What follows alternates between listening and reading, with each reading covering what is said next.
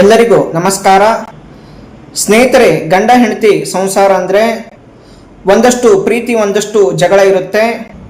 ಜಗಳ ಆದಾಗ ಒಬ್ಬರನ್ನೊಬ್ರು ಅರ್ಥ ಮಾಡಿಕೊಂಡು ಮತ್ತೆ ಪ್ರೀತಿಯಿಂದ ಜೀವನ ನಡೆಸಬೇಕು. ಆದರೆ ಕೆಲವು ಗಂಡಸರು ಈ ಜಗಳ ಆಡುವ ಸಂದರ್ಭದಲ್ಲಿ ಹೆಂಡತಿಯರನ್ನು ಹೊಡೆಯೋದು, ಮಕ್ಕಳನ್ನ ಹೊಡೆಯೋದು, ಹೆಂಡತಿ ಮಕ್ಕಳನ್ನ ಮನೆಯಿಂದ ಹೊರಹಾಕೋದು, ತಾಯಿಯಿಂದ ಮಕ್ಕಳನ್ನ ಕಸ್ಕೊಳ್ಳೋದು, ಕೆಲವು ಸಂದರ್ಭಗಳಲ್ಲಿ ಕೊಲೆ ಮಾಡುವುದು, ಎಲ್ಲ ಘಟನೆಗಳು ನಮ್ಮ ಸಮಾಜದಲ್ಲಿ ಆಗಾಗ್ಗೆ ನಡೀತಾ ಇರ್ತವೆ.